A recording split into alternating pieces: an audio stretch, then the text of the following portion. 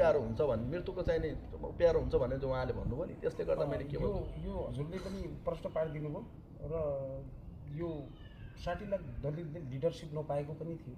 हो एकदम एकदम। यो त अहिले मैले भने नि त खकेन्द्र सुनारजीलाई सल्युट गर्नुपर्छ। उहाँ जस्तो एउटा मान्छे जो जन्मिए, जो एउटा उनले जुन यो उहाँको मनमा कसरी आयो हैन, उहाँले यो प्रकारको कसरी बुझे, तर म उहाँलाई सल्युट गर्छु। उहाँलाई यो हुनु पनि पर्छ। उहाँ जस्तो मान्छे तपाईँ हामी पनि बन्नुपर्छ, लड्नुपर्छ, सपोर्ट गर्नुपर्छ उहाँलाई। 60 लाख दलितको नेतृत्व गरेर उहाँले चाहिँ त्यत्रो काठमाडौँको ठाउँमा उहाँले त्यत्रो युवालाई एउटा जो विगत ठाउँबाट पनि त्यहाँ बोलाएर मायाले हुने हो कि भड्काएर हुने हो कि हर बाटाहरू खुला छन् उहाँको लागि, उहाँले फकाएर ललाएर हुने हो कि जसरी पनि बोलाउनु भयो, एउटा कुरा बोलाउनु भयो। तर पहिला केही दिन अखानिको कुरा गरेँ मैले, ल आउनुहोस् भाइ तपाईँ पनि आउनुहोस्, हामी पनि जाउँ सहकारी गरौँ, त्यहाँ गएर जातीय विभेदको लागि केही बोलौँ भन्ने कुरा गर्नुभयो।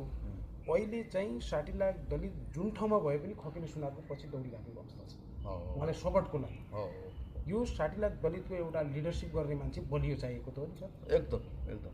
उहाँले बलियो बनाउनुको लागि प्रवासमा रहेका साथीहरूले पनि यो सङ्गठन तयार गरेको त्यो कारण त होला नि सर। हो अहिले प्रवासमा कस्तो छ भने म तपाईँलाई छोटो कुरा जानकारी गराएँ। 10बाट लिएर 11वटा राज्यमा यो अभियान चाहिँ नि स्थापित भएको छ। अब तपाईँको बेङ्गलोर, हरियाणा, पन्जाब हैन, अब उता गोवा, महाराष्ट्र, गुजरात, राजस्थान, यो सबै ठाउँहरूमा चाहिँ नि अहिले 10-11वटा राज्यमा हाम्रो दलितका लागि दलित अभियान एउटा स्थापित गरिएको छ।